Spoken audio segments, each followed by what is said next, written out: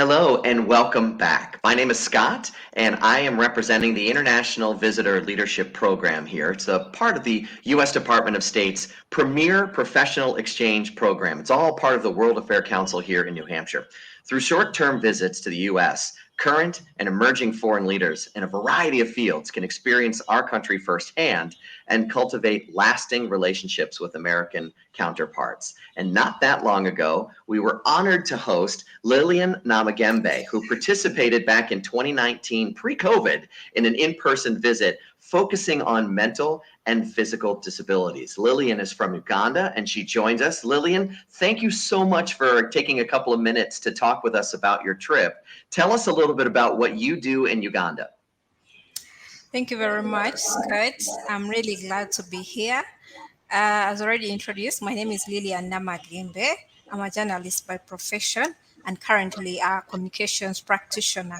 So in Uganda, I am a communications officer of the Lutheran World Federation. It's an international humanitarian organization and the leading implementing partner of the United Nations High Commission for Refugees.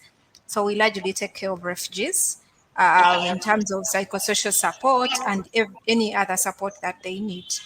And of course, one of the things that inspired me to switch to communications in an international humanitarian organization was to become a change maker.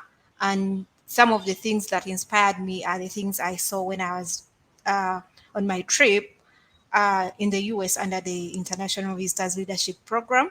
And that's why you see that shortly after that trip, that is when I switched from journalism to communications in an international humanitarian organization.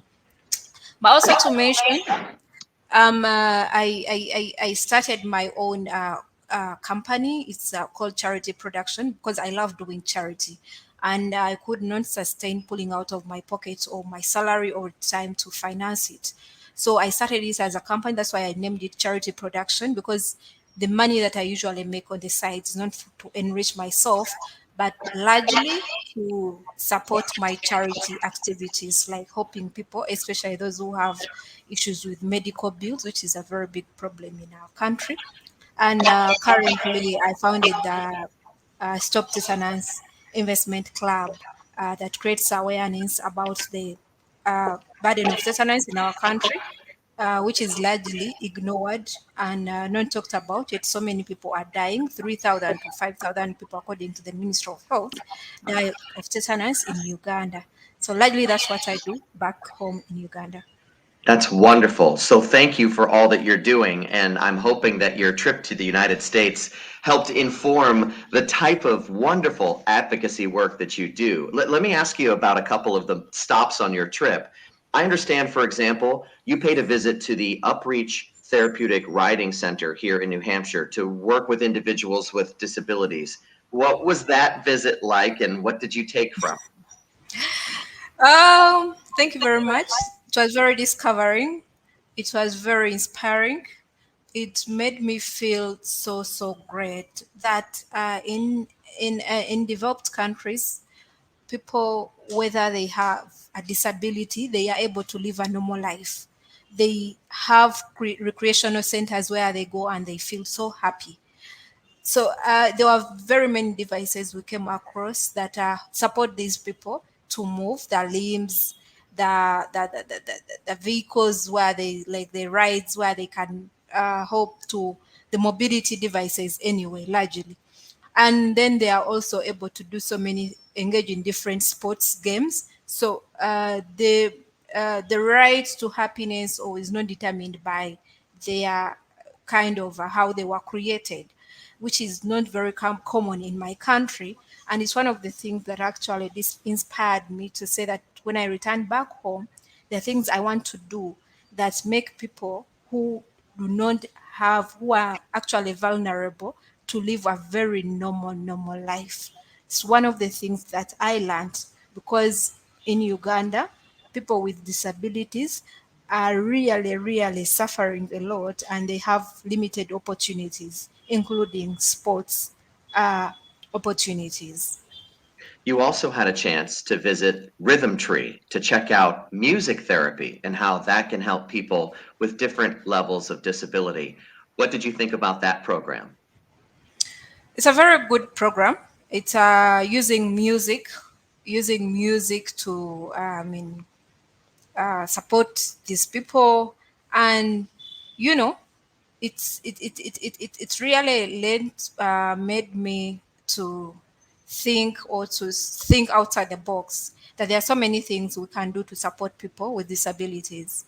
And I didn't know that the rhythm tree and the kind of music that they do can do a lot to change the life of the people. It was largely discovering. I had not seen it anywhere as looking at something new, but it was very impressive. And if realizing that these are communal initiatives that people are doing within their communities, and not just an NGO like back home. It has to be a big NGO to do that kind of intervention after getting funding. But Mhm. it showed me there are so many good things you can do creatively to support people with disability. That's wonderful. Lillian, I know that you said before that this entire trip inspired you to move from journalism to this wonderful work in the nonprofit world. And I recognize you were nominated for this program to travel to the United States back in 2019. But for anybody else who might be nominated from a country around the world to come and participate in this, what would you tell them about the value of the IVLP? Thank you very much. For anyone, I would really recommend this program for anyone who can make it there. It's very inspiring. It makes you look outside the box, but it also makes you discover what more you can do for society, what more you can do for people who are not as privileged as you are. You discover so many things, and I can tell you, personally, I did not remain the same.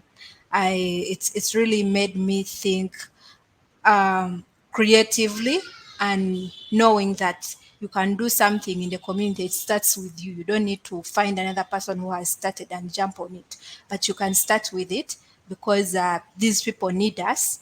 It shouldn't be a curse that they have a disability. After all, we don't know where we are going to be tomorrow. So if you start an initiative tomorrow, it can also help you or someone else to live a better life. But it really takes you, this trip, this program takes you out of your comfort zone and realize you could do something for the community where you live. And I think it's one of the things that have inspired me to do what I'm doing now. This program may have inspired you to make change, but Lilian Namagembe, you inspire us. Thank you for all that you do, and thank you for your time to do this little interview with us. Thank you so much, Scott, and thanks for reaching out.